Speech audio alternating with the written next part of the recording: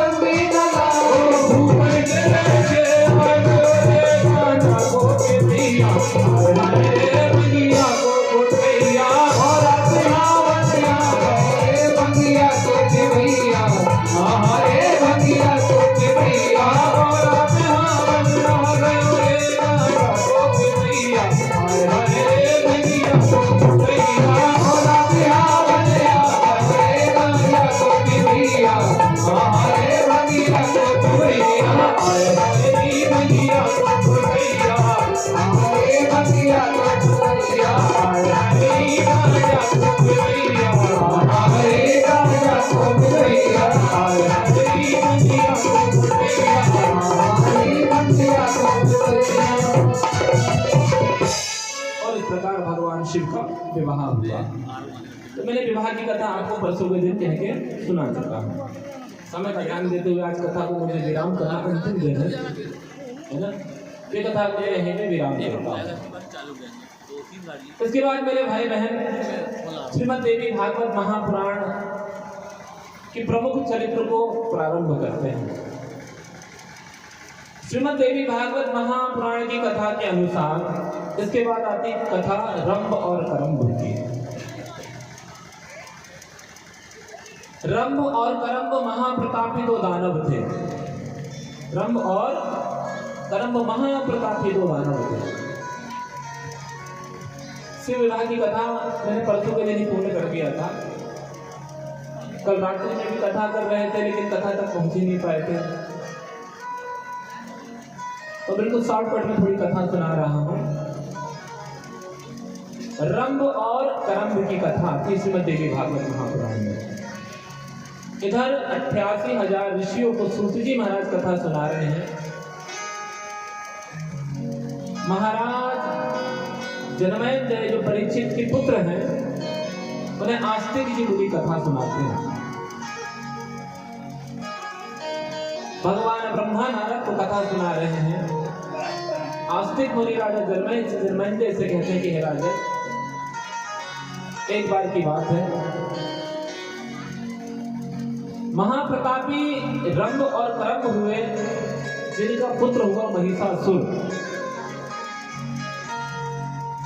जिसने ब्रह्मा से वरदान मांगा कि हे ब्रह्मा आप हमें वरदान दीजिए कि संसार में कोई भी पुरुष मुझे मार ना सके। पहले तो वरदान मांगा कि मुझे अजर और अमर बना दो। और मैं आपको रोज सिखाया अजर अमरता का वरदान देने वाली कौन है? केवल माँ। हनुमान चालीसा में माता सीता ने, और अजर अमर कौन ही एक देवता है, कौन है वो? हनुमान जी महाराज। कलयुग में भी अजर और अमर है ना। संकट कटे मिटे सब पीरा, और जो सुमरे हनुमत बलबीरा। माता आदि शक्ति सीता ने हनुमान जी को वरदान दिया था। कौन सा? अजर अमर गुण निधि सुत हो, अष्ट सिद्धि नव निधि के दाता, और असवर दीन जानकी माता। ब्रह्मा अमरता का वरदान नहीं दे सकते, शिव अमरता का वरदान नहीं दे सकते, विष्णु अमरता का वरदान नहीं दे सकते। अमर बनाने वाले कौन है संसार में? एक है, वो कौन है? माँ। ब्रह्मा ने कहा अमरता का वरदान हमारे हाथ में नहीं, हम नहीं दे सकते। बोले और कोई वरदान मांग लो। महाप्रतापी महिषासुर ने वरदान मांगा कि ठीक है, अगर आप अमरता का वरदान नहीं दे सकते तो एक वरदान दो, क्योंकि महाप्रतापी महिषासुर को घमंड था। और महिषासुर किसका पुत्र था? किसका बेटा था? कैसे गाँव बैठे हो यार? गाय के बेटे का नाम क्या है? गोपाल, है ना। यशोदा कौन है? गाय है ना। जो गाय का दूध पीता है, जो गाय की सेवा करता है, गाय की सेवा करने वाला कौन होता है? गोपाल। और कुत्ते की सेवा करने वाला? मैंने बोलो, गाय की सेवा करने वाला गोपाल, और जो भैंस की सेवा करता है वो कौन होता है? महिषासुर किसका बेटा था? भैंस का।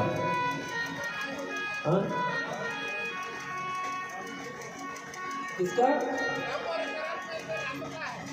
तो रंभ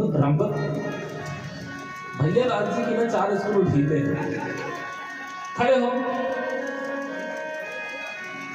कभी आपने देखा कि भैया लाल जी ने कोई लड़का पैदा किया हो? अरे पैदा करने वाली तो औरत होती है ना। तो रंभ का बेटा कैसे होगा? रंभ का रंभ का कैसे होगा? कभी कोई पुरुष का लड़का हुआ है कि? मैं बता रहा हूँ ना। हाँ तो माँ तो आने पड़ेगा ना। माँ का नाम क्या था? हाँ ऐसा बोलो ना, तो ये सही बात है। अब कहते रंभ का बेटा था, तो भाई मैंने कहा कि भाई पुरुष लड़के को कैसे पैदा कर सकता है?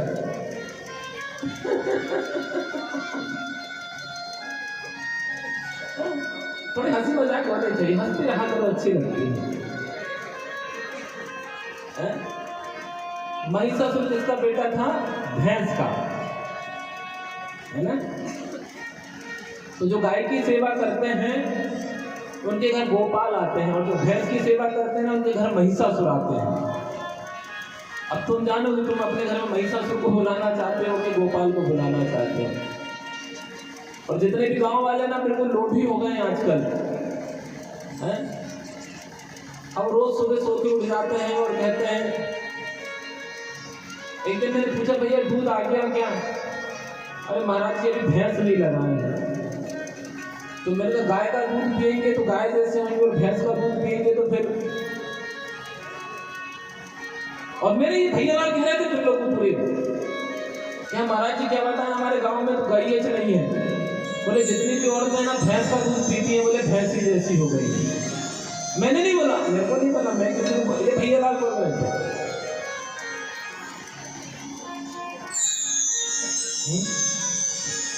भैया लाल की रोज क्लास लग जाती है क्यों?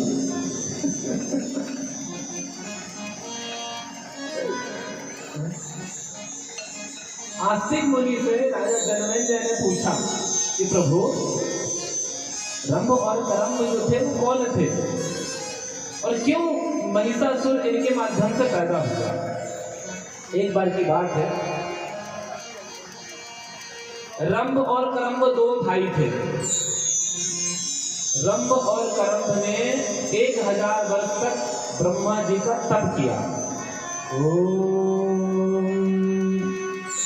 ब्रह्माय नमः, ओम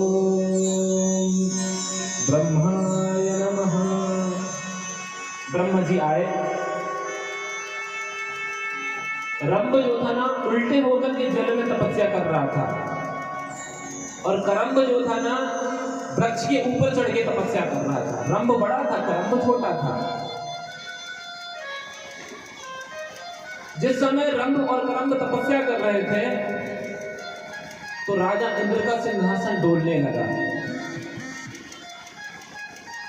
राजा इंद्र का सिंहासन डोलने लगा, और राजा इंद्र का जब सिंहासन डोलने लगा तो राजा इंद्र ने छल से जो करम्भ था उसकी जीवन लीला समाप्त करके उसे मार दिया। अब एक भाई बचा कौन? रंभ। रंभ उल्टा होके जल में तपस्या कर रहा था, उल्टा होके जल में तपस्या कर रहा था। ब्रह्मा जी आए, कहा हम तुम्हारी तपस्या से प्रसन्न हो, मांगो क्या वरदान मांगते हो, मांगो क्या वरदान मांगते हो। रंभ ने कहा कि मुझे अगर वरदान देना है ना तो पहले तो एक वरदान दो कि मैं बहुत बड़ा शक्तिशाली हो जाऊं।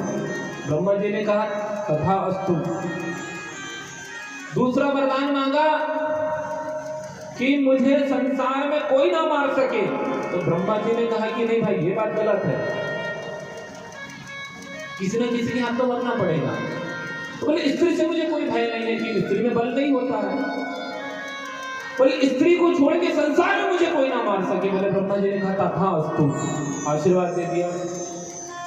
तीसरा वरदान मांगा कि मुझे मेरे जैसा महाप्रतापी जो विश्व को जीतने वाला हो, विश्व को जीतने वाला पुत्र दो, मेरे माध्यम से विश्व को जीतने वाला पुत्र पैदा हो। ब्रह्मा जी ने कहा तथा अस्तु। ब्रह्मा जी ने कहा कि सबसे पहले जैसी तुम तपस्या से अपनी आंख खोलोगे, और जैसी तुम्हारी आंख खुली और सबसे पहले तुम्हारी आंखों के सामने जो भी महिला, जो स्त्री, चाहे वो किसी जीव हो, जंतु हो, नारी हो, कोई भी स्त्री हो, जैसे सबसे पहले तुम अपनी आंखों से किसी पर स्त्री को देखोगे तो उसी के माध्यम से तुम्हें महाप्रतापी पुत्र की प्राप्ति होगी। रंभ ने आशीर्वाद ले लिया। अब ये तो श्रीमद् देवी भागवत, एक कथा और आती है कि रंभ जो भगवान करम्ब जो था, करम्ब को राजा इंद्र ने नहीं मारा था। कई बार कथा में परेशानी हो जाती है। श्रीमद् देवी भागवत शिव महापुराण की कथा के हिसाब से और श्रीमद् देवी भागवत महापुराण की कथा के अनुसार से रंभ और करम्ब दो भाई थे, दोनों ने तपस्या करी। ब्रह्मा ने आशीर्वाद दिया कि सबसे पहले जिसको तुम देखो उसी से तुम्हारे पुत्र की प्राप्ति होगी। एक भैंस थी, जंगली भैंस। जंगली भैंस को क्या बोलते हैं? जंगली भैंस ना, हाँ, जंगली भैंस थी। जंगली भैंस के ऊपर यक्षों ने आक्रमण किया था। किसने? यक्षों। यक्ष कौन होते हैं? यक्ष देवता होते हैं जो वृक्षों में रहते हैं, छाया में। जंगली भैंस के ऊपर यक्षों ने आक्रमण किया तो भैंस अपनी जान बचा करके भाग रही थी। अचानक करम्ब ने देखा तो करम्ब ने जाकर के यक्षों से युद्ध किया और युद्ध करने में करम्ब मारा गया। एक कथा में भगवान विष्णु ने मारा और भगवान इंद्र ने मारा और एक कथा में यक्षों ने मारा। अब बचा रंभ। तो रंभ ने जैसे ही आंख खोला तो उसके सामने से भैंस भाग रही थी। जैसे आंख खोला तो सबसे पहले दृष्टि किसके ऊपर पड़ी? भैंस के ऊपर। और जैसे भैंस के ऊपर दृष्टि पड़ी है ना तो उसका मन किसने लग गया? ब्रह्मा ने वरदान दिया था कि सबसे पहले तुम्हारा मन जिस औरत में लग जाए, चाहे वो कोई भी हो। तो जैसे ही रंभ ने महिष को देखा, संस्कृत में भैंस को महिष कहते हैं, हिंदी में भैंस और संस्कृत में महिष कहते हैं। तो सबसे पहले जिसमें तुम्हारा मन लग जाए, तो रंभ का मन किसमें लग गया? भैंस में लग गया।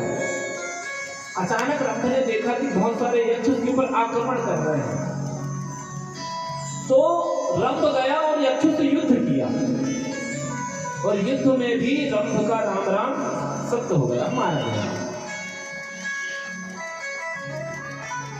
अब यक्ष भाग गए। जो महिष थी, महिष की जान बच गई, रंभ भी मारा गया और यक्ष भी भाग गए। अब जो महिष थी, महिष ने भी रंभ को देखा, रंभ ने भी महिष को देखा, दोनों में प्रेम हो गया, मन टिक गया ना, है ना। अरे कहावत है ना कि मन लगा रोटी में और आग लगे पोथी। एक बार जिसका मन जहां लग जाए, और क्या कहते हैं ना, ये मन बड़ा चंचल है और कैसे तेरा भजन करूं, जितना इसे समझाऊं ये उतना ही मचल जाए। मेरे भाई, मन की गति इतनी ज्यादा होती है कि बंदूक की गोली भी फेल हो जाती है, इतनी तीव्र गति से मन चलता है। मान के चलो कि कोई मैहर गया था या कोई काम था। अच्छा, एक चीज और बता दो, श्रीमद् देवी भागवत महापुराण के अनुसार किसी ने प्रश्न किया कि महाराज जी, जो हनुमान जी दक्षिण मुखी होते हैं, तो दक्षिण मुखी हनुमान जी की पूजा करने का क्या फल मिलता है? तो जो हनुमान जी दक्षिण मुखी होते हैं, दक्षिण मुखी अगर हनुमान जी का पूजन करें तो शक्ति बढ़ती है। अतुलित बलधामम स्वर्ण शैलाभ देहम और धनुज बल कृशानुनाम ज्ञानी नाम वरुण्यम। दक्षिण मुखी हनुमान जी का पूजन करने से शक्ति बढ़ती है, बल बढ़ता है, तेज बढ़ता है और शत्रुओं का संहार होता है। जो हनुमान जी उत्तर मुखी होते हैं, उनकी पूजा करने से बुद्धि, बुद्धिहीन तनु जानिके सुमिरो पवन कुमार और बल बुद्धि विद्या देहु मोहि हरहु कलेश विकार। जो पश्चिम मुखी हनुमान जी होते हैं, बुद्धिहीन तनु जानिके, पश्चिम मुखी हनुमान जी का जो पूजन करता है वो बुद्धि के लिए होता है, उनकी बुद्धि बढ़ती है। अब जो हनुमान जी पूर्व मुखी होते हैं उनकी पूजा करने से महालक्ष्मी की प्राप्ति होती है, धन की प्राप्ति होती है। जो हनुमान जी पूर्व पश्चिम उत्तर मुखी, उत्तर वाले हो गए ना, पूर्व हो गए, पश्चिम हो गया, उत्तर भी हो गए, दक्षिण उत्तर मुखी हनुमान जी, उत्तर मुखी हनुमान जी की पूजा करने से कीर्ति बढ़ती है। लेकिन किसी ने प्रश्न किया कि महाराज जी 4 मुख तो आपके हनुमान जी ने बता दिया, लेकिन अगर कोई हनुमान जी का मुख ऊपर हो तो उनकी पूजा करने से क्या फल मिलता है? और हमारे मध्य प्रदेश में 2 ही जगह ऐसी है जहां हनुमान जी कहाँ देखते हैं? ऊपर। ना तो पूर्व में देख रहे हैं, ना पश्चिम में देख रहे हैं, ना उत्तर में देख रहे हैं, ना दक्षिण में देख रहे हैं। अब 2 तो नहीं मालूम, एक साथ कहाँ जाम में कभी गया है, हाँ एक बार जाम सांवली गया। जाम सांवली हनुमान जी कैसे सोए हैं? नीचे सोए हैं। और एक हनुमान जी कहाँ? गंगा जी के तट में प्रयागराज में हनुमान जी कैसे सोए हैं? चित्ते। कहाँ देखते हैं? ऊपर। तो भाई पूर्व मुखी हनुमान जी की पूजा करो तो ये मिलता है, पश्चिम मुखी हनुमान जी की पूजा करो तो ये मिलता है, दक्षिण मुखी हनुमान जी की पूजा करो तो ये मिलता है, और उत्तर मुखी हनुमान जी की पूजा करना चाहिए। लेकिन ऊपर जो देखते हैं वो ऐसे हनुमान जी की पूजा करने से क्या मिलता है? तो जो भी इंसान हनुमान जी सोए वाले हनुमान जी की पूजा करता है उत्तर मुखी, जिनका मुख सूरज की तरफ, आसमान की तरफ रहता है, ऐसे हनुमान जी की पूजा करने से संकट कटे मिटे सब पीरा, और जो सुमरे हनुमत, सारे संकट को काटने वाले होते हैं जिनका मुख ऊपर होता है, और राम से मिला देते हैं। दूसरा काम क्या होता है? भगवान से मिलाने का काम। ऐसे हनुमान जी भगवान से मिलाते हैं, मन लगाते हैं। पहला काम क्या? संकट मिटाने वाले होते हैं और मन को लगाने वाले होते हैं, भगवान में मन लगाते हैं, है ना। तीसरा मोक्ष को प्रदान करते हैं। एक बार एक और प्रश्न मेरे पास आया, कहा महाराज जी हमने सुना है कि हनुमान चालीसा का पाठ औरतें नहीं करती। हनुमान जी की पूजा करने में, हनुमान चालीसा का पाठ करने में औरतों को परहेज होता है, औरतें हनुमान चालीसा नहीं पढ़ती। तो मेरे भाई बहन ऐसा नहीं है, गलत है। हनुमान चालीसा बूढ़ा भी पढ़ सकता है, वृद्ध भी पढ़ सकते हैं, माताएं भी पढ़ सकती हैं, बेटे भी पढ़ सकते हैं, लंगड़े भी पढ़ सकते हैं, अंधे भी पढ़ सकते हैं, लड़की भी पढ़ सकती है, हर इंसान हनुमान चालीसा पढ़ सकता है। सबूत है इसका। कैसा सबूत? हनुमान चालीसा उठाइए। हनुमान चालीसा तुलसीदास जी महाराज ने आखिर की चौपाई में लिखा है, क्या लिखा है कि जो कोई पढ़े हनुमान चालीसा, अर्थात तुलसीदास जी ने ये नहीं लिखा कि कोई पुरुष पढ़े या कोई स्त्री पढ़े, उन्होंने क्या लिख दिया? जो कोई पढ़े हनुमान चालीसा और हो ये सिद्धता की गौरीसा, तुलसीदास सदा हर चेरा और कीजिए नाथ हृदय महडेरा।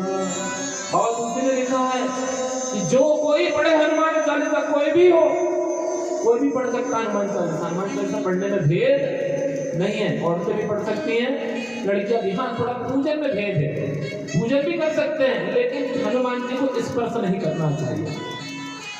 हनुमान जी को स्पर्श नहीं करना चाहिए। स्पर्श इसलिए नहीं करना चाहिए, और स्पर्श करने की विधि एक चीज और बता दूं, केवल माताओं का अकेली नहीं है, पुरुषों को भी है। प्रत्येक देवी देवताओं की मूर्ति को आप छू लो, लेकिन हनुमान जी की मूर्ति को आपको छूना नहीं चाहिए, चाहे कोई भी हो, लड़का हो, चाहे वृद्ध हो, चाहे माताएं हो। हाँ, जब तोला चढ़ाना हो, सिंदूर लगाना हो, वो एक अलग मैटर है, उसमें भी आप बढ़िया नहा धो के स्वच्छ कपड़े पहन करके साफ सुथरे होकर उनको सिंदूर लगा सकते हैं। लेकिन कहीं से भी आए और हम सोचे टीका लगा दें, हम सोचे माला पहना दें, ये गलत है। छूने का परमिशन नहीं है, पूजा करने की परमिशन है, पूजा सब लोग कर सकते हैं। हाँ? और एक चीज अच्छी बताऊं आपको, हाँ? कई बार कथाओं में आता है कि हनुमान जी ब्रह्मचारी थे, है ना, बाल ब्रह्मचारी। और कर्नाटक में हम लोग की कथा थी, कर्नाटक में मंदिर हनुमान जी का, जहां हनुमान जी अपनी पत्नी के साथ विराजमान है। मुझे याद नहीं आ रहा जगह का, एक मंदिर है जहां हनुमान जी अपनी पत्नी के साथ विराजमान है। वहां हनुमान जी और उनकी पत्नी की पूजा होती है। भाई कथाएं हैं, अब कैसे कैसे कर्नाटक में मंदिर है, केरल में, कर्नाटक में केरल में, है ना, दक्षिण भारत में। अब ठीक है भाई, वेद ग्रंथ है, भिन्न मुंडे लेकर भिन्ना, है ना, हरि अनंत तो वेद ग्रंथ तो इतने हैं कि जहां जैसा पढ़ो वैसी कथाएं मिलते जाती। तो जो हनुमान जी के ऊपर के मुख की पूजा करता है उसे मोक्ष प्रदान होता है, भगवान उसे राम से मिलाते हैं। क्यों? रामचरितमानस की एक कथा याद आती है, तुलसीदास जी महाराज की हालत कैसी थी मालूम है?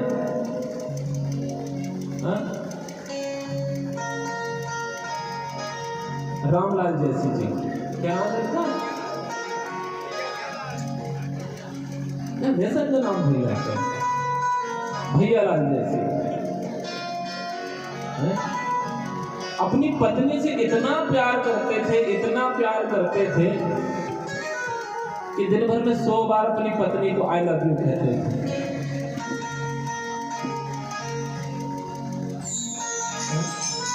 परसों के दिन कोई मेरे से बोल रहा था, महाराज जी एक बार एक महाराज जी आए थे कथा करने के लिए, वो माइक से आई लव यू कहते थे, तो गांव वालों को बड़ा बुरा लगा। तो मैंने कहा देखो, आई लव यू बोलने की भी टेक्निक होती है मेरे भाई में। आई लव यू कोई गलत शब्द नहीं है, हम तुम्हें प्रेम करते हैं, इतना ही सब है। इंग्लिश में आई लव यू कहते हैं, हिंदी में हम तुम्हें प्रेम करते हैं। तो प्रेम तो हर इंसान करता है, हम आपसे करते हैं, आप हमसे करते हैं, माँ बेटे से करती है, पति पत्नी से करते हैं, भाई भाई करते हैं, बहन बहन करती है। लेकिन भाई बोलने का अभिप्राय कि कौन किस दृष्टिकोण से बोल रहा है। जाकी रही भावना जैसी और प्रभु मूर्त देखी थी ना वैसी। अगर कोई गलत दृष्टि से बोलेगा तो उसका परिणाम गलत होगा, लेकिन कोई अच्छे सत्कर्म से सत्संग में बोलेगा, अच्छे क्रियाकलापों में बोलेगा तो उसका परिणाम बुरा नहीं होगा। तो भैया रानी जैसी हालत, अपनी पत्नी के बिना तो एक दिन भी रहना मुश्किल। मायके जाती है ना तो 4 कब आ रही है, तेरे बिना में नींद नहीं आ रही है। और जन्म जन्म का साथ है, तुम्हारा हमारा तुम्हारा नहीं, तुम्हारा है।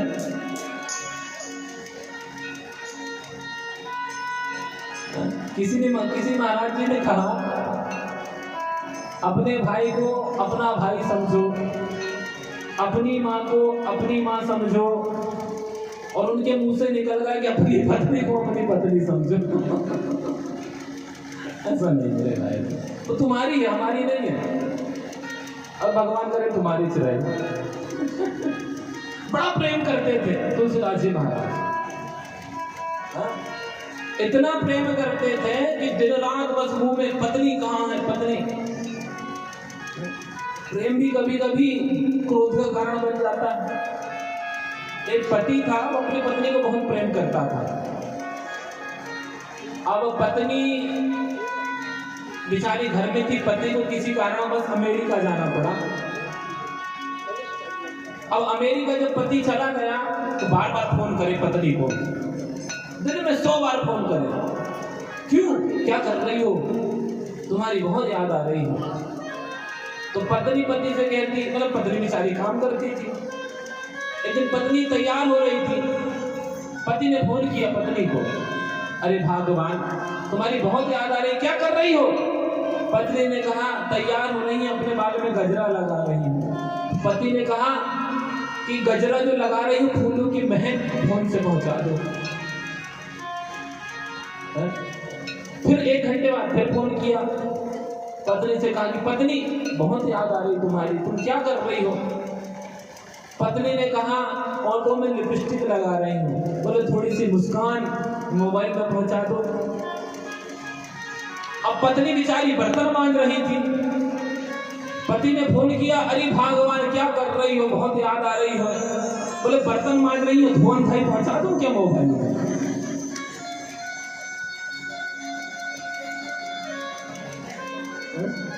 तो प्रेम होना चाहिए, लेकिन भैया लाजी थोड़ा कम करो। सब लोग हंस रहे हैं, तुम्हारी नहीं कम से कम हमारी नाक का तो ध्यान रखो। है? इतना भी भैया लाजी पत्नी तो नहीं है ना यहाँ कहीं है? कहाँ है? जब ही शर्मा आ रही है, हाय हाय नजर ना लग जाए, हाय हाय हाय ऐसे।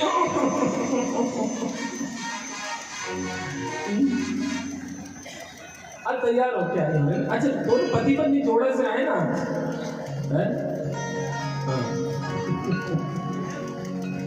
प्रेम होना चाहिए, लेकिन ऐसा भी प्रेम ना हो कि जो प्रेम भक्ति में रुकावट डाल दे। तुलसीदास जी महाराज अपनी पत्नी से इतना प्रेम करते थे, इतना प्रेम करते थे कि ना पूजा करते थे ना पाठ, दिन रात बस पत्नी तू मेरे साथ ही बैठे रहे। बैठ मेरे पास तुझे देखता रहूं, तू कुछ कहे ना मैं कुछ कहूं। फिर आगे क्या गाना मुझे याद नहीं है।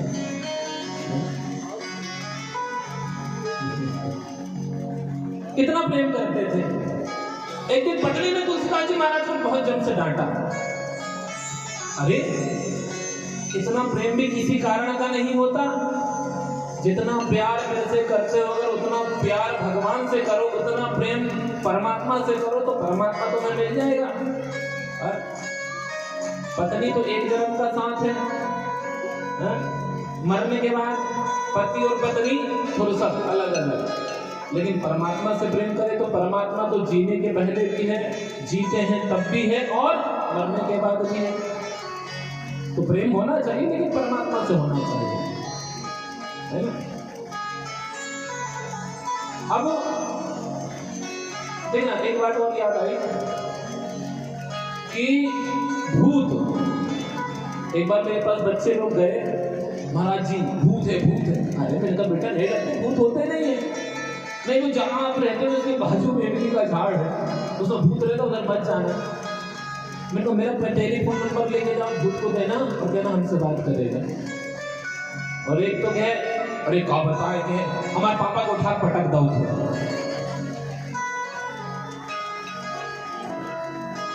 मैं जरूर एक दिन उस दिन मेरे पापा ने वो ज्यादा पी लिए होंगे, खुद ये जब बोले हमें भूत में पटक दिए।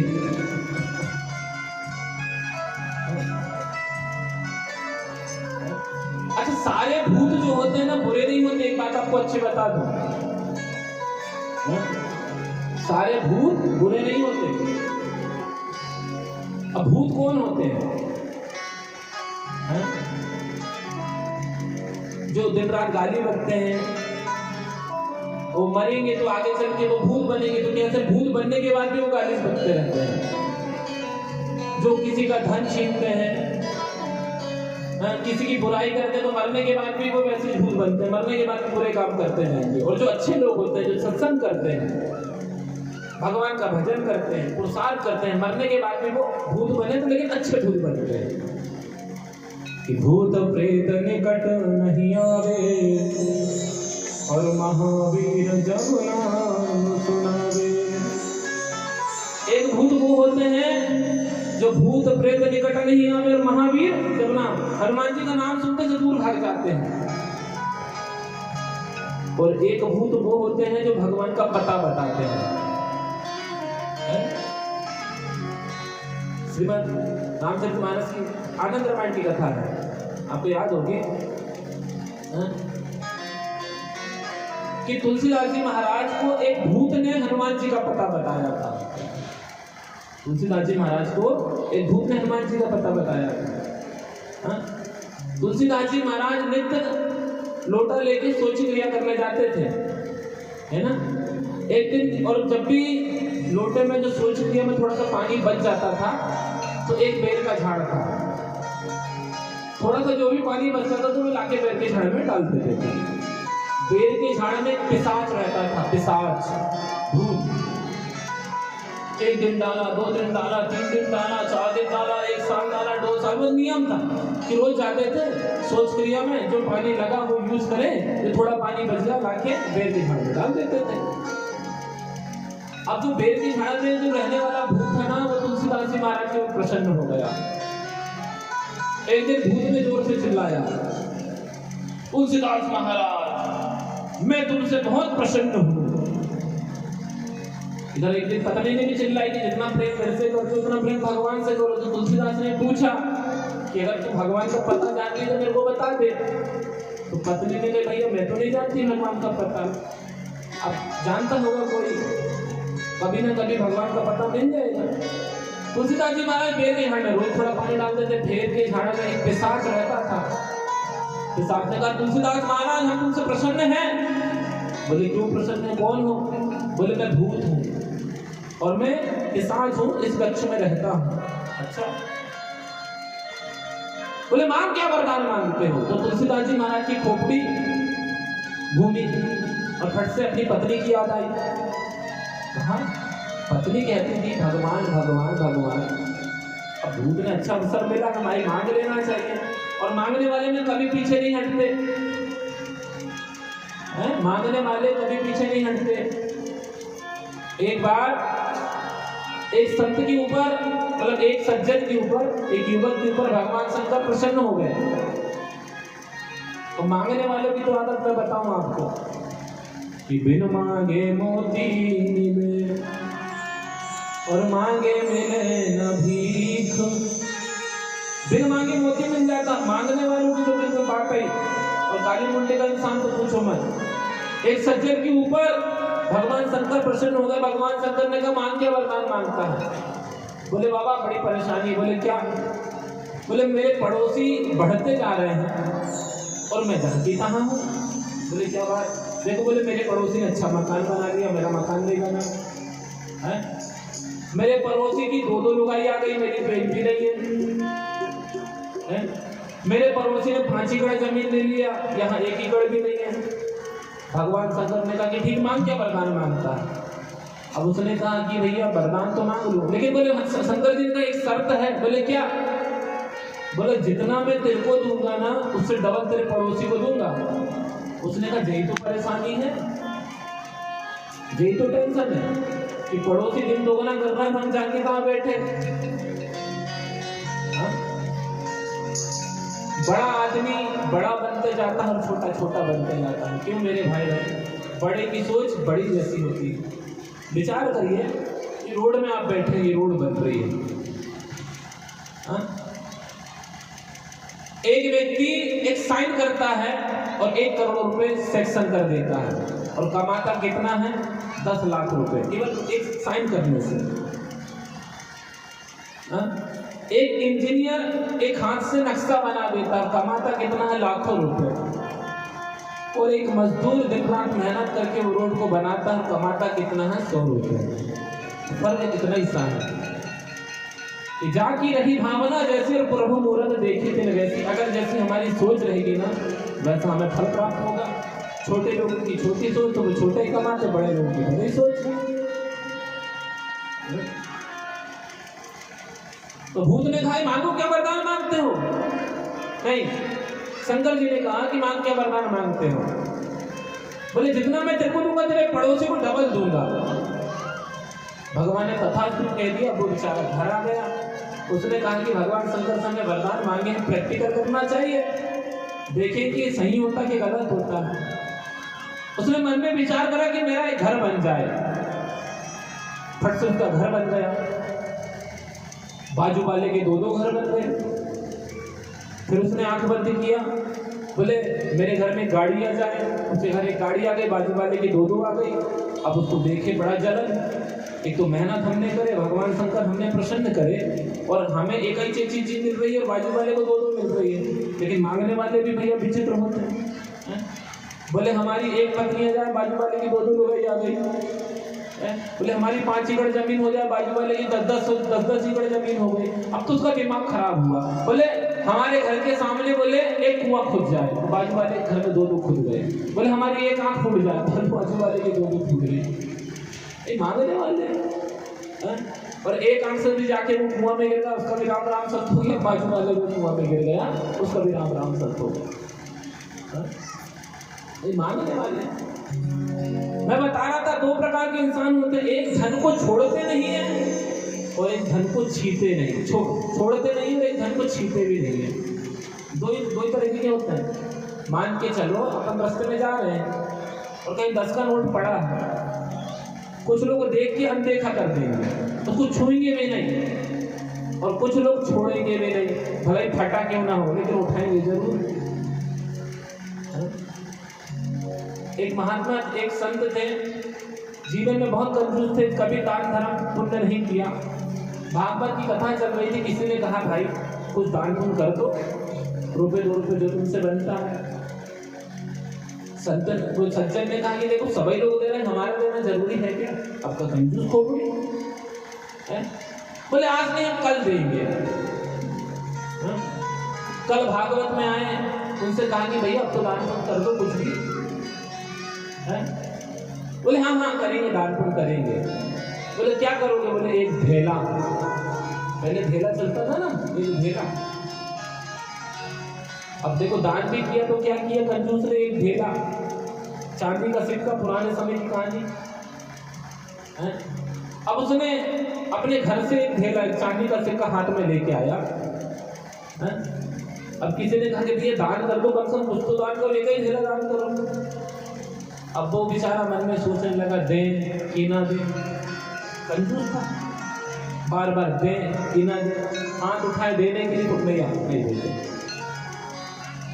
बहुत देर तक हाथ में दबा के रखा सिक्के को। अब थोड़ी देर में क्या हुआ कि उनका हाथ पसीजने लगा, हाथ में पसीना आने लगा।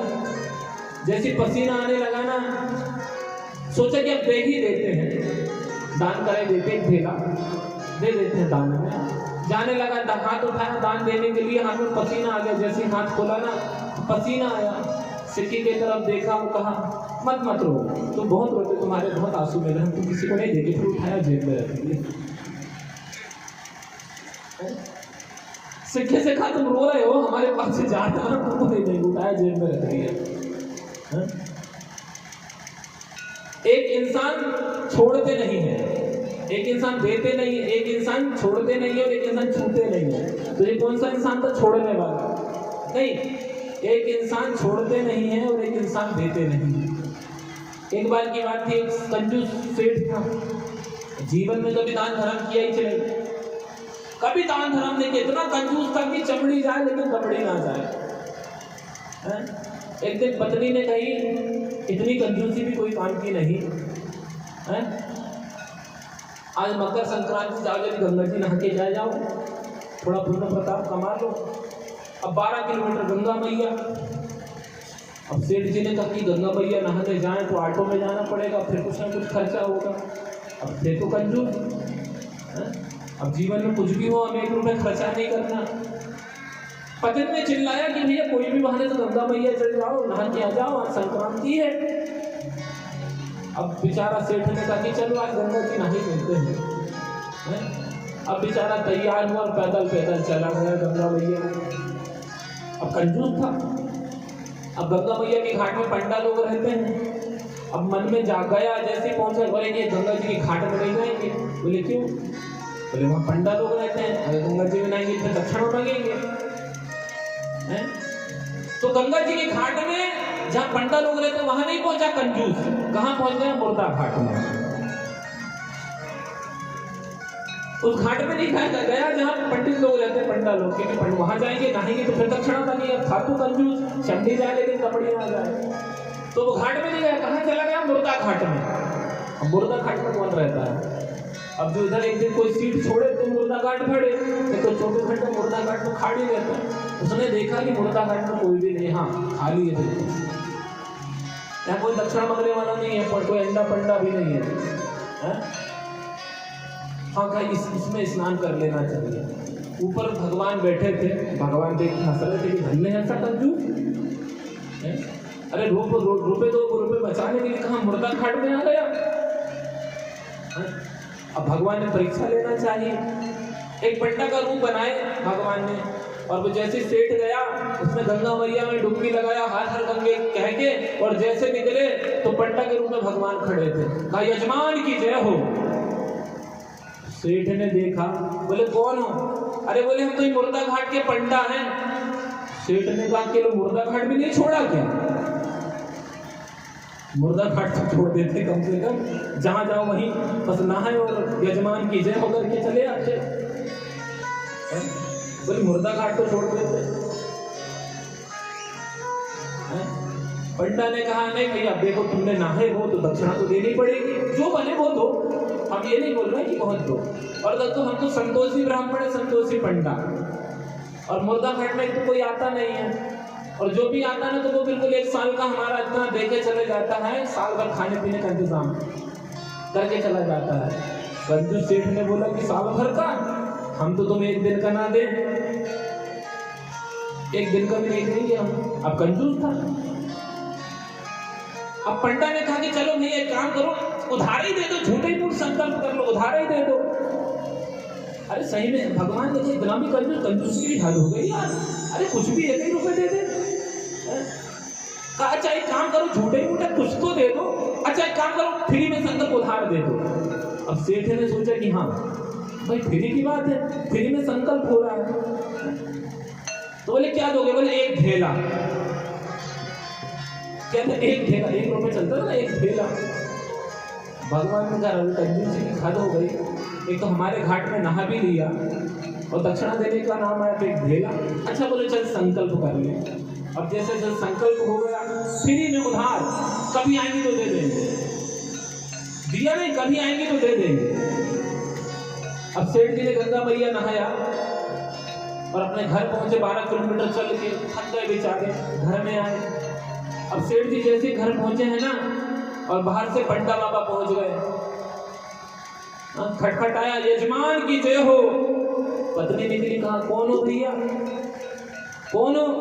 अरे बोले वो सेठ जी आए थे, उन्हें मुर्दा घाट में नहाए और मुर्दा घाट के पंडा हैं, उन्हें 1 ढेला दान करने का संकल्प लिए थे। पत्नी गई सेठ जी के पास, का सेठ जी क्यों किसी को दान पुण्य दे के आए हो क्या? अब सेठ जी आ गया क्या? पहुंचे नहीं और आ गया। अब भाई कंजूस सेठ थे, निकले भी तो कैसे निकले, चमड़े जाए लेकिन कबड्डी ना जाए। सेठ ने पत्नी से कहा अच्छा एक काम करो, कह दो कि वो जो यजमान है ना वो बीमार हो गए हैं, यजमान बीमार हो गए हैं। पत्नी गई और पंडा से कहने लगी कि देखो भाई वो तो वो यजमान थे ना गंगा जी नहाने वाले, वो बीमार हो गए। अब तो भगवान भी बड़े हटीले थे, पंडा भी हटीला था। अच्छा पंडा, अरे हमारे यजमान भाई हमारे घाट में नहा के आया, बीमार हो गया। अच्छा एक काम करो, भाई यजमान बीमार पड़ जाए, पंडा कैसे चल सुकून से, एक काम करो 3-4 दिन हम यही रहेंगे जब तक यजमान स्वस्थ ना हो जाए। चलो खाना पीना दाल चावल कुछ भी ला दो, हम अपने हाथ से बना खा लेंगे। पत्नी गई सेठ जी से, अरे कुछ यहीं अड़ गया, हिलने को तैयार नहीं है। अच्छा सेठ जी ने कहा अरे यहीं अड़ गया क्या? अच्छा क्या एक काम करो, जाके बोल दो कि सेठ जी मर गए, सेठ जी मर गए। पत्नी गई पंडा से कहने लगी कि क्या बताऊं जी, बहुत अच्छे थे, अब भी नहीं रहे, 1 ढेला बचाने के लिए। तो तुम जाके बोल दो कि पंडा सेठ जी मर गए, हम अपनी सांस रोक के पड़े रहेंगे। पत्नी गई, अरे जी क्या बताएंगे, बहुत अच्छे थे, अभी नहीं रहे। भगवान ने सोचा कि हद हो गई यार, इतने भी कंजूसी कोई काम की नहीं, 1 ढेला बचाने के लिए मर गया, सांस रोक के पड़ा। अब पंडा भी हटीला था, अरे कहे हमारा यजमान मर गए, ये तो बहुत गलत बात हुई। अच्छा एक काम करो, हम उनकी अंत्येष्टि करके जाएंगे, संस्कार करके जाएंगे, अंतिम संस्कार। पत्नी आई और कहा कि जी देखो वो थोड़ा सा, अरे क्या ये तो गड़बड़ हो गई। अब पंडा ने सोचा कि भाई अभी तो बेचारी का पति मर गया, ये रो रही है, हैं। अभी गांव वालों को कैसे खबर तो पंडा बाबा ने गांव में ढिढोरा पीटे, सेठ जी मर गए। अब सब इकट्ठे भी हो गए। अब सेठ जी सांस रोके, एक ढेला के चक्कर में सांस रोक के मुर्दा जैसे पड़े। अब बेचारी पत्नी रोई जा रही है। अब पत्नी रोई रोई कह भी रही है कि भाई मरे नहीं है, लेकिन उसकी बात माने कौन। तो सेठ जी सांस बंद करके पड़े हुए हैं। अब सबने वो खटरी मटरी भी बना ली, बांस वांस भी ले आए, रस्सी अस्सी भी ले आए। अब सेठ जी डर के मारे कि ढेला ना देना पड़े, मुर्दा जैसे सांस रोक के पड़े हैं। अब लोगों ने बांध भी दिया और सेठ जी बंध भी गए। अब सबने उठाया और राम राम सत्य है। अब थोड़ी देर बाद सेठ जी ऐसे मुंह खोल के देखे तो बाजू में पंडा खड़ा है, जैसे देख आंख बंद कर दी। अब मुर्दा घाट ले गए, चिता बन गई। अब झंडे से सेठ जी सोचे कब जे झंडे से डरे तो मैं उठूं कम से कम, लेकिन पंडा भी हड्डी लग बाजू में खड़ा। भगवान ने भी सोचे यार हद हो गई, एक ढेला के चक्कर में, एक ढेला के चक्कर में भी उधार उधार बोला था, 1 रुपए के चक्कर में कहाँ इतना दम्फान पाल दिए। अब चिता के ऊपर भी सुला दिए और आग लगाने की बारिश थी, लेकिन सेठ जी ढेला के चक्कर में उनको पड़े थे, आग भी लगाने की तैयारी हो गई। अब तो पंडा ने कहा कि भैया बड़ी परेशानी, बेचारा मर मुरा जाएगा। चुपचाप से आके कान में कहे कि उठ उठ सेठ जी, हम नारायण हैं, एक ढेला को भार ना छोड़ो, अब वरदान हमसे ले लो। जैसी सेठ जी ने सुना कि अब वरदान हमसे ले लो, फट से आंख खोल के बैठ गए। हाँ हाँ हाँ, कुछ लेने चाहते हो? भगवान ने कहा कि भैया ऐसा भक्त कभी नहीं देखा। एक ढेला बोला था, लेकिन इतना बड़ा कर्मकांड हो गया, और जब मेरी बारी आई देने की तो उठ के बैठ गया। तो एक वो होते हैं जो छोड़ते नहीं हैं सेठ जी, और एक वो होते हैं जो छूते भी नहीं है। ऐसी ऐसी कहानी हो जाती है। प्रेम से बोली जय माता दी। ऐसा लगता है कि और कथा को बढ़ा दे, 9 दिन और रख ले क्या?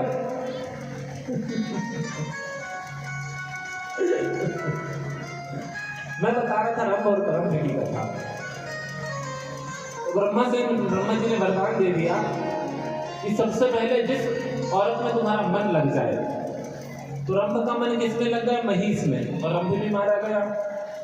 अब जो महिष थी उसके मन में भी रंभ के प्रति प्रेम हो गया, तो महिष ने मन ही मन रंभ को, राक्षस रंभ को अपना पति स्वीकार कर लिया। महिष ने जंगल गई, लकड़ियां काटी और चिता बनाई, और चिता में रंभ को सुला दिया अंतिम संस्कार के लिए। और चकमक पथरा बाढ़ खेता, चकमक कहावत है ना, वो मोहिए हमारो मन मोह लियो, चंदन लकड़ियां काट के चिता दई है रचाए, और चकमक पथरा पाड़ के अग्नि दे गई है लगाए। महिष ने चकमक पथरा पाड़ के अग्नि लगा दी और रंभ का शरीर जलने लगा। अब महिष खड़ी थी, मन में विचार किया कि इसने हमारी रक्षा करी है और हमने मन ही मन इसे पति स्वीकार कर लिया था, तो क्यों ना इसी के साथ जल के हम सती हो जाएं। तो जो महिष थी वो रंभ की चिता में कूद गई।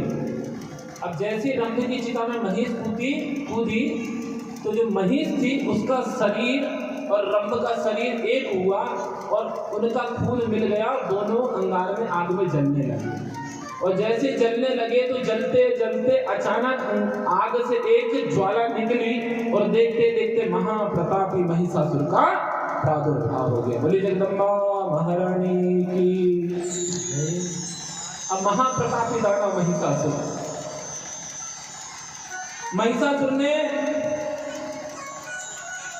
घोर तप किया भगवान ब्रह्मा का, भगवान ब्रह्मा से वरदान मांगा,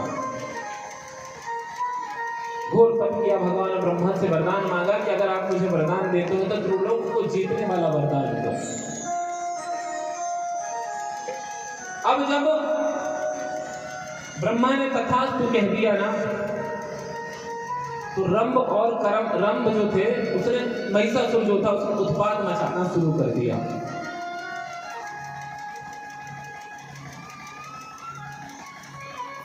उत्पात मचाना शुरू कर दिया, इंद्र आदि देवताओं के ऊपर आक्रमण कर दिया। जब इंद्र आदि के देवताओं के ऊपर आक्रमण कर दिया तो फिर कहते हैं ना कि एक बुरे की संगत देने के लिए एक बुरा भी चला आता है। तो महाप्रतापी महिषासुर राक्षसों का राजा बना दिया गया। ज्यादा विस्तार से नहीं कहूंगा, समय का ध्यान देते हुए। शुंभ और निशुंभ भी आ गए, महाप्रतापी रक्तबीज भी इसकी सेना में भर्ती हो गए। फिर कभी अवसर मिलेगा तो सब शुंभ निशुंभ और रक्तबीज सबकी कथा सुनाऊंगा, शॉर्ट करके समझा रहा हूँ। शुंभ निशुंभ भी आ गया, महिषासुर भी आ गया। महाप्रतापी महिषासुर को राजा बना दिया गया। अब महिषासुर ने उत्पात मचाना प्रारंभ किया और इतना उत्पात मचाया कि देवताओं के ऊपर आक्रमण कर दिया। जिस समय ब्रह्मांड की उत्पत्ति हुई थी, देवी ने आशीर्वाद दिया था कि एको हम ब्रह्मस्मि, या देवी सर्वभूतेषु शक्ति रूपेण संस्थिता दया रूपेण संस्थिता नमस्तस्यै नमस्तस्यै नमस्तस्यै नमो नमः। हे देवताओं, समय समय में धरातल में जब भी उत्पात मचेगा, गीता में भगवान श्री कृष्ण ने कहा है यदा यदा हि धर्मस्य ग्लानिर्भवति भारयतः अभ्युत्थानम् अधर्मस्य। जब जब पृथ्वी में पापाचार बढ़ेगा, अत्याचार बढ़ेगा, अधर्म की हानि होगी, धर्म की हानि होगी, धर्म की विजय होगी, तब तब मैं विभिन्न विभिन्न रूप में अवतरित होकर के धरती का भार उतारूंगा और सबकी रक्षा करूंगा। समस्त देवता इंद्र आदि देवता के साथ घोर देवासुर संग्राम हुआ महिषासुर का। इतना घोर संग्राम हुआ कि मानो एक तरफ महिषासुर ने शुक्राचार्य जी महाराज को बुला लिया, देवताओं का राजा, राक्षसों का राजा। एक तरफ देवताओं की सेना हो गई और दूसरी तरफ दानवों की सेना हो गई। घोर युद्ध हुआ, हजारों लाखों साल तक महिषासुर देवताओं से युद्ध करते रहा। इंद्रादि के देवता भी हार गए महिषासुर से। अब इंद्रादि के देवता जब महिषासुर से हार गए तो इंद्र भागा और भाग करके गुफा में जाके बैठ गए। ब्रह्मा विष्णु महेश तक हार गए, क्योंकि महिषासुर ने वरदान मांगा था कि अगर मैं मरूं तो केवल औरत के हाथ मरूं। अब ब्रह्मा जी भी कैसे मार सकते, विष्णु जी भी कैसे मार सकते, शिव जी भी कैसे मार सकते।